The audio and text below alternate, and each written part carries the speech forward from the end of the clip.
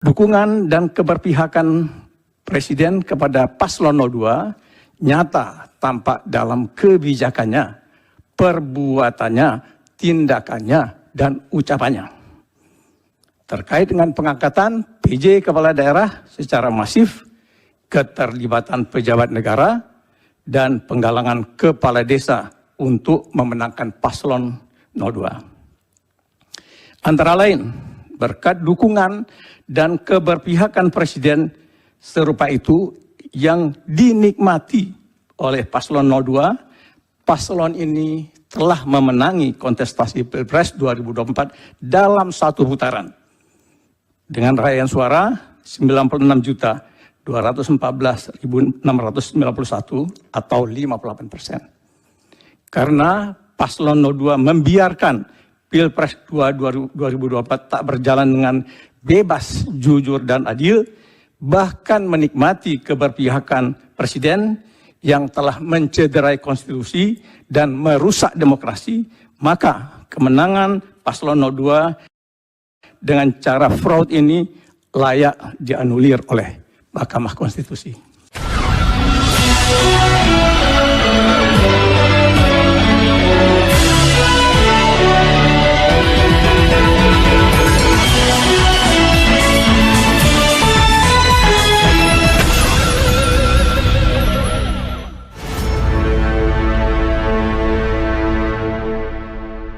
Bismillahirrahmanirrahim. Assalamualaikum warahmatullahi wabarakatuh.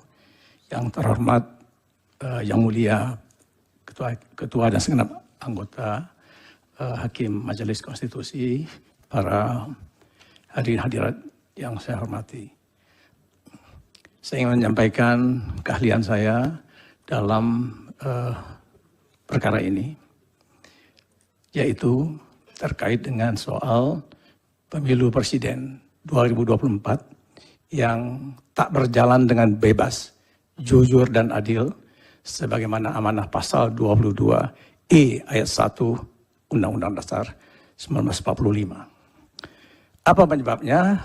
Penyebabnya adalah karena Presiden Joko Widodo selaku pemegang kekuasaan pemerintahan Chief of Executive sesuai amanah pasal 4 ayat 1 Undang-Undang Dasar 1945 telah mendukung atau berpihak kepada Paslon 02, di mana putranya Gibran menjadi cawapres dan Menteri Pertahanannya Prabowo menjadi calon presiden.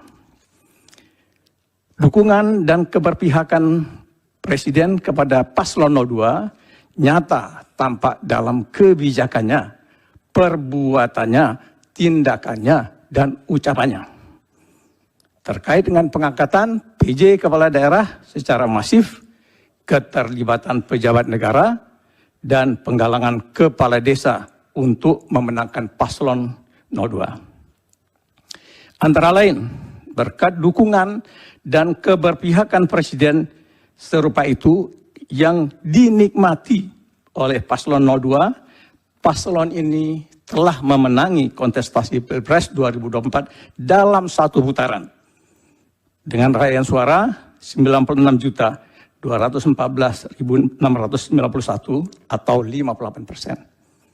Karena Paslon 02 membiarkan Pilpres 2024 tak berjalan dengan bebas, jujur, dan adil, bahkan menikmati keberpihakan Presiden yang telah mencederai konstitusi dan merusak demokrasi, maka kemenangan Paslon 02 dengan cara fraud ini layak dianulir oleh Mahkamah Konstitusi. Pembahasannya adalah sebagai berikut. Faktor pendongkrak suara. Masyarakat pemilih di Indonesia ini yang mulia kebanyakan cenderung berorientasi paternalistik dan feodalistik. Tingkat pendidikannya rata-rata masih rendah, kira-kira kelas 2 SMP.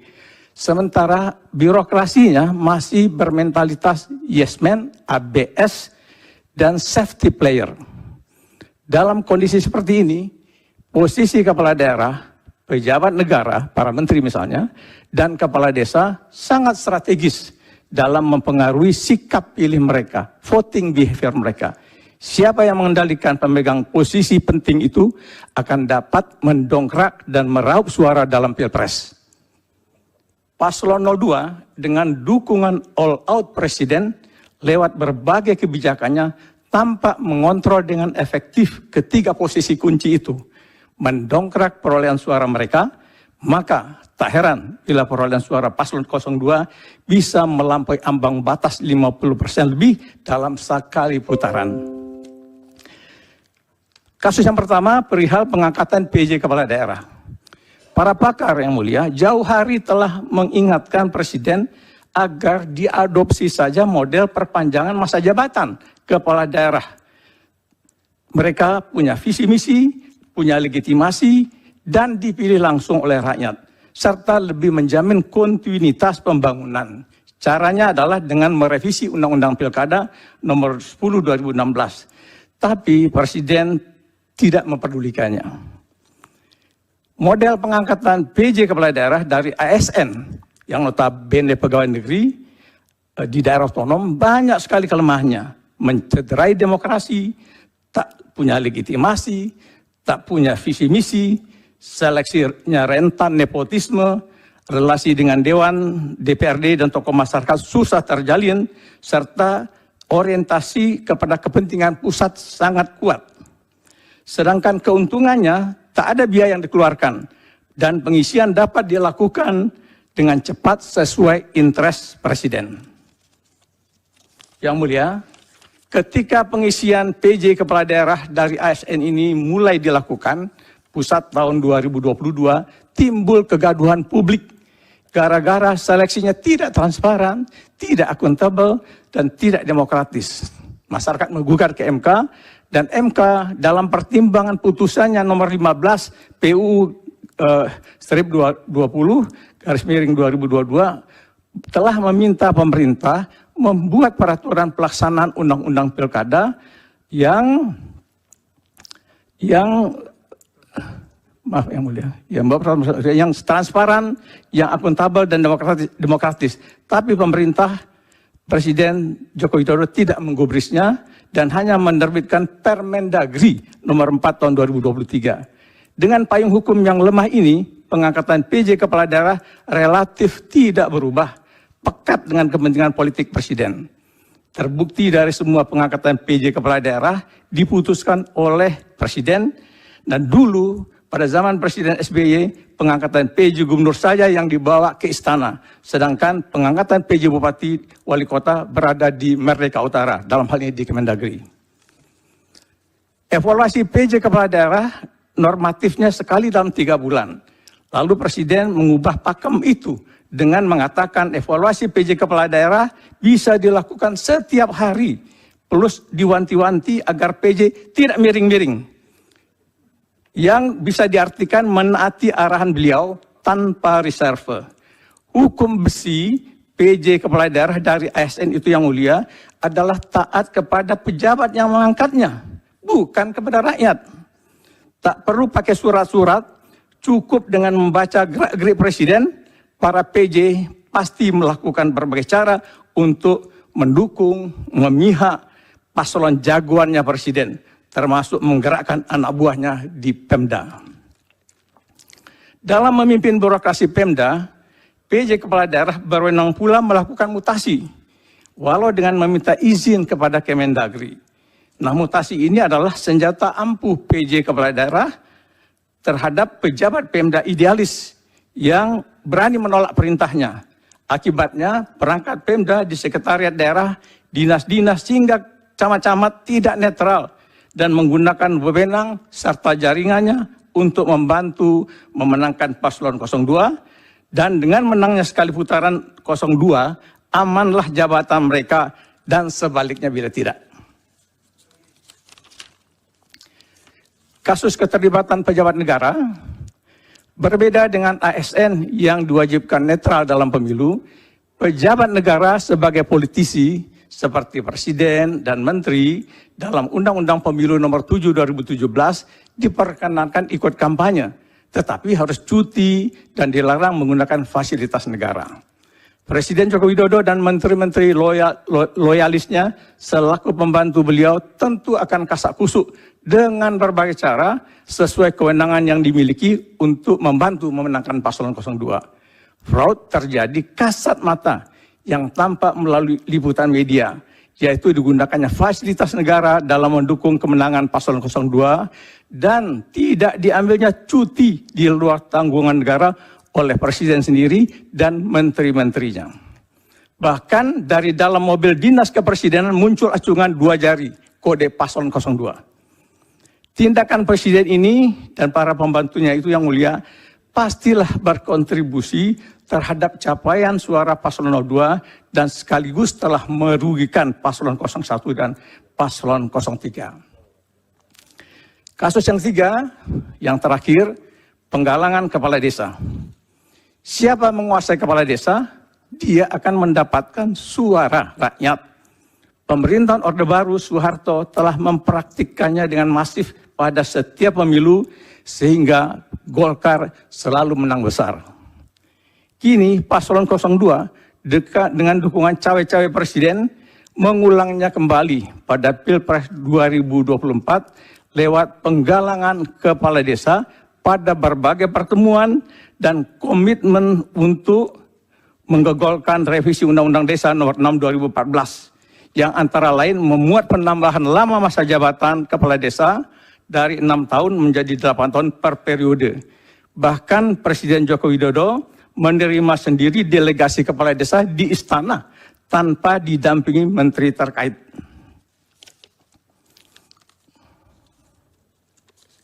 Yang mulia, apa yang dilakukan paslon oleh 02 maupun Presiden Joko Widodo tentu telah mendongkrak suara paslon 02 di desa-desa berkat wibawa dan pengaruh kepala desa kepada warga atau konstituennya. Nah, perilaku paslon 02 yang menyeret kepala desa berpolitik telah menabrak aturan Undang-Undang Desa Nomor 6 2014 yang melarang kepala desa ikut serta dan atau terlibat dalam kampanye pemilu.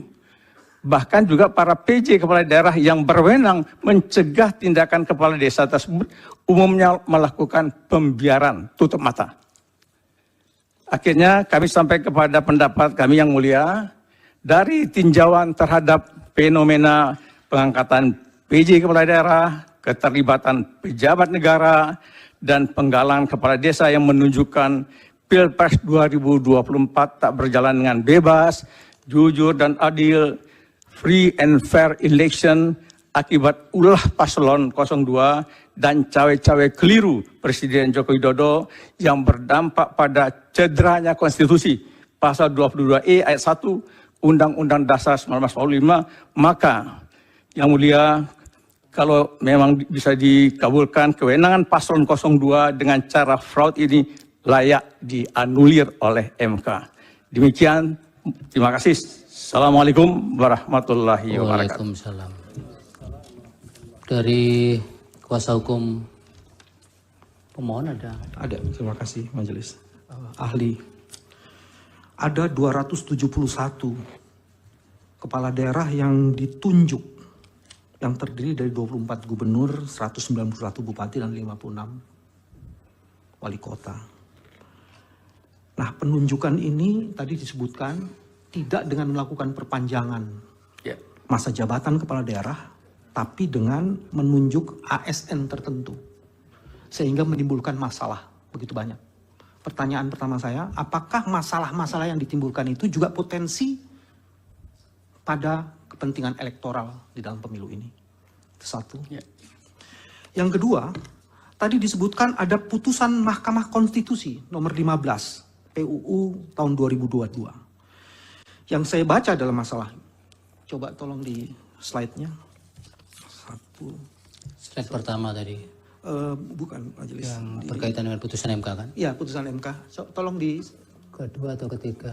Ada keempat majelis. Satu. Terus. Ini tadi. Nah, ini yang ini. Nah, ini. Di situ ahli menyatakan bahwa MK meminta untuk dibuat peraturan pelaksanaan undang-undang pilkada. Tapi faktanya yang diterbitkan adalah Permendagri, bukan peraturan pemerintah. Karena pelaksanaan undang-undang pilkada ini mestinya dalam bayangan saya adalah peraturan pemerintah. Nah, itu kemudian menyebabkan di dalam Permendagri itu diatur berbagai aturan yang punya potensi konflik kepentingan di dalam aturan itu. Salah satunya adalah legalitas untuk melakukan mutasi. Dengan mutasi-mutasi itu kemudian penundukan pejabat daerah sampai di level desa itu bisa dilakukan secara efektif. Dalam pandangan saya seperti itu. Apakah hal itu benar? Sehingga menyebabkan ini pertanyaannya, saudara ahli juga kan pembina di beberapa asosiasi daerah. Ya, dalam pengalaman yang tadi saya lihat itu. Apakah itu juga menyebabkan kepala-kepala desa dengan mudah bisa diarahkan kalau kemudian penjabat kepala daerahnya itu berasal dari peraturan Mendagri yang punya potensi yang tadi itu ditundukkan, ada potensi konflik kepentingan di situ. Nah, yang ketiga yang terakhir adalah apakah peranan menteri-menteri yang loyalis ini di dalam peraturan daerah itu ya, sebagai otonomi daerah itu ada aturan-aturannya yang dulu diatur dalam pemerintahan sebelumnya yang mengatur secara ketat supaya menteri-menteri ini bisa menjalankan tugasnya fungsional dan optimal, hanya menjalankan tugasnya, tidak menjadi bagian dari partai atau paslon tertentu untuk kampanye. Bagaimana pengalaman diatur di dalam Departemen Dalam Negeri? Ada 3 pertanyaan itu. Terima kasih. Cukup. Satu tambahan, Pak Repli, silakan. Tambah 2 bisa. Dirangkum jadi 1. Oke. Ya, saya ingin mengatakan sebuah perencanaan kecurangan ya yang terkait dengan penunjukan kepala-kepala daerah ini, baik gubernur, bupati, wali kota. Walaupun kita tahu bahwa penjabat itu dilegitimasi oleh undang-undang, perubahan undang-undang, tapi kita tahu bahwa konstelasi politiknya itu memang berat kepada istana. Karena hampir semua partai politik itu mendukung kekuasaan istana. Bahkan kalau tidak ada partai yang nyimpang kemarin, bisa jadi 2 calon itu dari rahim istana semua. Karena mereka sudah menguasai lebih dari 80% sehingga threshold 20% tidak tercapai. Nah, kemudian kita tahu ada 271 pengangkatan penjabat kepala daerah ini dan terjadilah pemilu. Di data kami menunjukkan bahwa mereka yang ada penjabatnya ini rata-rata mendapatkan suara di atas 50%. Saya hanya sekedar ingin konfirmasi apakah memang ada satu garis perencanaan kecurangan sejak lama kalau kita lihat fenomena ini. Itu perlu dikonfirmasi. Kemudian terkait dengan kepala desa, kita tahu kasat mata kepala desa dimobilisasi. Bahkan ada paslon tertentu yang sengaja diundang untuk mendengarkan komitmen kepala desa walaupun kemudian tidak strong message pada waktu itu. Tetapi intinya kita tahu tidak hanya undang-undang desa yang melarang keterlibatan aparat desa, tetapi juga undang-undang pemilu, undang-undang nomor 7 tahun 2017. Dan kita tahu bahwa ahli mengatakan dampak kepala desa ini luar biasa. Sejauh mana fenomena yang bisa kita lihat itu signifikan untuk mengatakan pemilu ini curang dan kemudian pilpres ini curang dan perlu kemudian diulang atau dibatalkan hasilnya atau diperintahkan pemungutan suara ulang. Terima kasih. Terima kasih. Dari termohon. Masih bisa? Tidak ada. Tidak ada. Dari pihak terkait. Ada yang mulia. Pertama saya akan mengajukan pertanyaan. Kedua, Saudara Dr. Farid Bahmid akan mengajukan pertanyaan. Saudara ahli tadi mengatakan bahwa ada usulan-usulan kepada Presiden supaya kepala daerah itu dalam konteks pilkada serentak diperpanjang. Ya. Bukan dengan cara menunjuk PJ-PJ seperti sekarang. Tapi Presiden tidak memperdulikan usulan itu. Bagaimana dengan DPR? DPR kan juga bisa mengusulkan perubahan undang-undang supaya tidak PJ-PJ tapi perpanjangan jabatan. Kenapa fraksi terbesar PDIP di DPR tidak mengambil inisiatif untuk perpanjangan, tapi juga diam saja dan kemudian berkembanglah tentang PJ-PJ ini dalam undang-undang. apakah pada waktu itu yang keluar kemudian seperti saudara katakan adalah Permendagri nomor 4 tahun 2003. Saya sudah cek 4 April 2023. Kenapa PDIP tidak berkomentar pada waktu itu di DPR? Apakah mereka sebenarnya juga punya konspirasi membiarkan ini kepada PJ hanya dengan Permendagri karena hitungannya pada waktu itu akan menguntungkan mereka? Apakah karena tak terbayangkan bahwa Presiden Jokowi itu akan berbalik politiknya mendukung paslon 2 seperti sekarang? Seandainya Presiden Jokowi itu konsisten mendukung calon PDIP, apakah komplain seperti itu akan muncul atau tidak? Satu. Kedua, ya, saudara ahli mengatakan, mengusulkan juga atau mendukung usulan supaya tidak PJ itu, tapi perpanjangan jabatan. Bisakah saudara ahli membayangkan, andai kata usulan itu yang diterima, maka berarti saudara Anies Baswedan dan saudara Ganjar Pranowo tidak bisa maju sebagai calon presiden dalam pilpres sekarang. Dan bisakah saudara ahli membayangkan saudara akan menjadi ahli dalam persidangan hari ini di Mahkamah Konstitusi? Mohon dijawab. Pak Bari, satu lagi pertanyaan. Terima kasih, Yang Mulia. Saudara ahli, awalnya kami sedikit bertanya bahwa memang ini keterangan ini bercorak riset. Ya, saya tidak tahu ini ahli juga melakukan riset terhadap semua ini ataukah tidak, karena ada beberapa narasi yang bercorak riset. Jadi basisnya itu seperti harus melihat dari aspek data dan seterusnya. Tapi tidak apa-apa, untuk kepentingan ini kami serahkan kepada Yang Mulia untuk menilainya. Berbicara tentang politik hukum terkait dengan penunjukan ya, atau appointe, pendekatan appointe untuk penunjukan kepala daerah ini kan diatur dalam Undang-Undang 10/2016 tentang pilkada. Lalu pada saatnya, pada waktu itu perkembangan setelah itu ada yang mengajukan judicial review ke MK. Tadi sudah diterangkan dengan putusan 15/2022. Dalam pertimbangan hukumnya kami juga telah mencermati secara lebih hati-hati dan mendalam. Ternyata Mahkamah mengirimkan pesan ataupun semacam mandat konstitusional kepada pemerintah untuk diatur dengan peraturan khusus. Genus peraturan khusus itu tidak spesifik harus dalam bentuk peraturan pemerintah atau dalam peraturan presiden atau apalah namanya. Sehingga politik hukumnya pada saat itu Kementerian Dalam Negeri atau pemerintah pusat menginisiasi dengan membuat satu rules yang kita kenal dengan Permendagri 4/2023 per 4 April 2023 pada saat itu.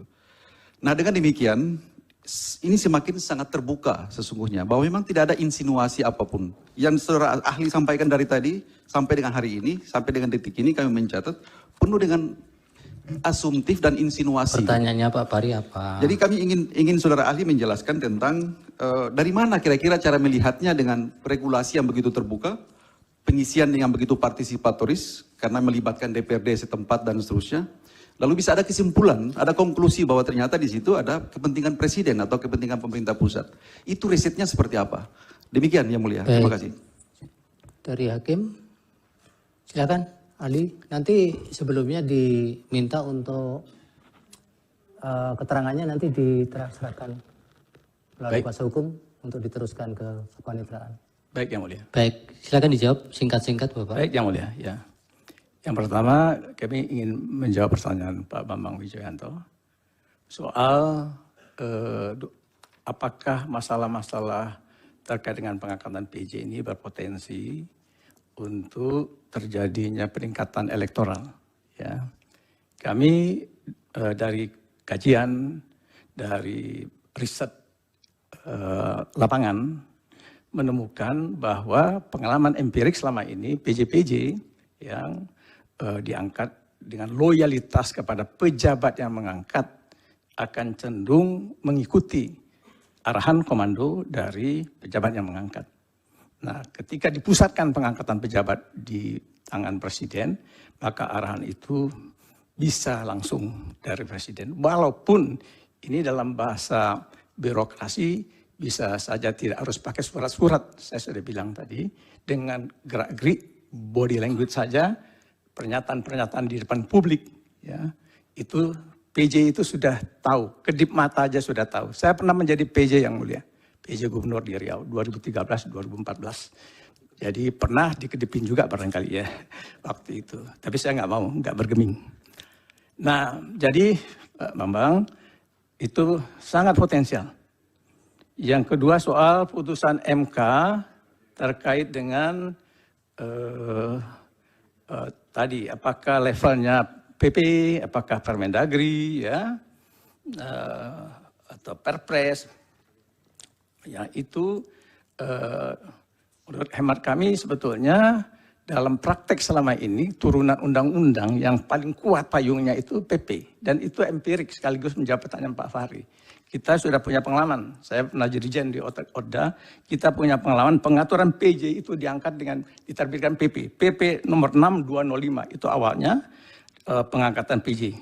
Pada waktu itu berbasis Undang-Undang 32 tahun 2014. Ada syarat-syarat PJ diangkat dari PNS, punya pengalaman di bidang pemerintahan, dibuktikan dengan jabatan, menduduki jabatan struktural dan sebagainya. Jadi bukan dengan Permendagri yang tidak bisa kasih payung yang kuat, ya, sanksi dan sebagainya. Jadi begitu, Mas Bambang. Nah, soal kaitannya dengan soal kepala desa, apakah PJ bisa mengarahkan kepala desa? Itu ada yang mungkin bisa dilakukan, tapi paling tidak saya menemukan politik pembiaran. Jadi ketika para kepala desa demo ke sini, dia itu sebetulnya terlibatkan dalam proses kampanye, tidak netral. Kepala daerah, dalam hal ini PJ, bisa melarang. Bahkan di Undang-Undang Desa nomor 6 2014, dia bisa memberi teguran 1 kali, 2 kali, dan ketiga memberhentikan sementara kepala desa. Dan itu tidak satu pun yang dilakukan. Dan gubernur yang melakukan itu, melarang kepala desanya berangkat ke Jakarta demo-demo itu, atau ikut gerakan-gerakan pertemuan itu, hanya Sultan Hamengkubuwono sebagai gubernur DIY, hanya beliau. Yang lain saya tidak menemukan. Kemudian yang ketiga, menteri-menteri loyalis, dulu bagaimana ceritanya? Nah, kami juga pernah jadi di politik di Wapres. Itu ada etika yang ditegakkan, dipakai waktu itu zaman Presiden SBY memimpin pemerintahan. Jadi kalau misalnya ingin ikut terlibat dalam kampanye, menteri yang berasal dari partai politik, ya, bukan yang dari profesional, maka mereka cuti. Ya, itu arahan dari Presiden. Sehingga praktek itu menjaga pemilu dari soal-soal kemungkinan tuduhan-tuduhan menggerakkan, menggunakan aparat negara atau pejabat negara. Nah, untuk Prof. Refli, soal PJ, ya, apakah PJ ada garis direncanakan lah begitu, ya? Apakah ada perencanaan kecurangan? Nah, kalau menjawab ini kita analisisnya, tapi memang perlu pembuktian. Analisisnya sejak pembuatan kebijakan, ya, pembuatan kebijakan.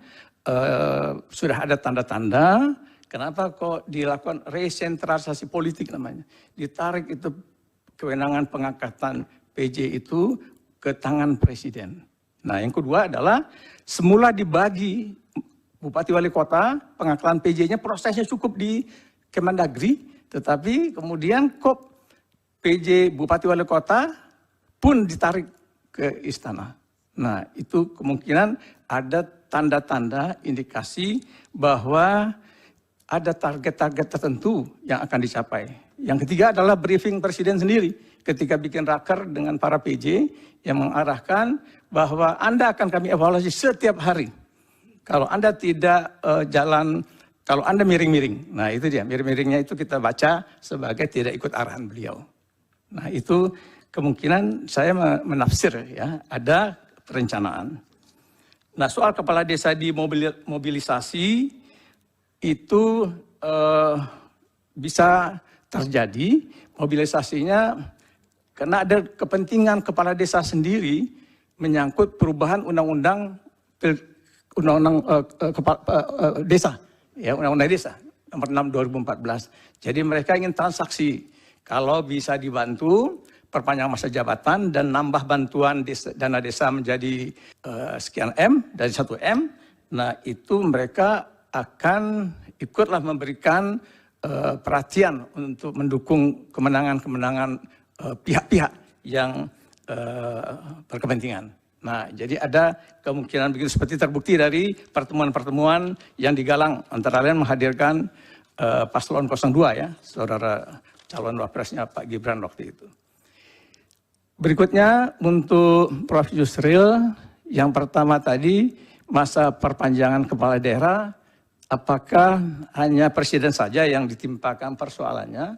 Kenapa juga tidak DPR juga ikut gitu ya, melakukan rencana perubahan.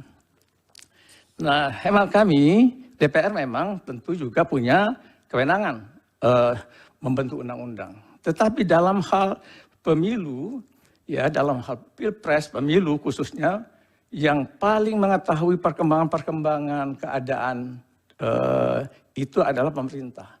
Ya data, kemudian ada berbagai macam fenomena di lapangan, pemerintah lebih tahu daripada kawan-kawan di DPR. Nah, sebagai presiden, sebagai, satu lagi ada alasan saya, presiden sebagai policy maker in chief, dia bertanggung jawab. Karena kebijakan pemilu yang difasilitasi dengan cara buruk, dialah yang akan ditanya lebih dahulu oleh rakyat, bukan DPR. Nah, dengan demikian, dia harus lebih dahulu melakukan prakarsa itu. Mungkin dulu sudah ada orang yang mengusulkan perpu saja. Ya biar simpel. Terus DPR terlibat nanti. Tapi tidak juga diambil oleh beliau. Yang kedua, soal bagaimana kemungkinan kalau andai kata diadopsi kebijakan itu betul jadi, ya perpanjang masa jabatan. Nasib Gubernur Anies yang akan maju pilpres, nasib Gubernur Ganjar yang akan maju pilpres, ini soal sederhana saja. Sangat simpel sekali jawabnya. Karena begitu masa pilpres datang, mereka mengundurkan diri dari jabatan, Pak. Dan wakilnya naik memimpin, melanjutkan. Kontinuitas pembangunan masih tetap ada. Pemerintahan tetap jalan. Bukan PJ, ASN yang setia dan loyal kepada presiden. Yang terakhir untuk Pak Farid, tadi saya kira saya sudah jawab. Sama dengan yang saya sampaikan kepada Pak Bambang, dan riset, kami punya riset Pak Ketua, nanti kalau diizinkan, saya akan melalui pengacara akan sampaikan hasil riset. Baik. Terima kasih. Ya, tapi satu lagi ini dari Prof. Eni, mau yang mulia, mau ada yang ditanyakan. Baik, terima kasih Prof. Jo, Ya, Pak. ahli.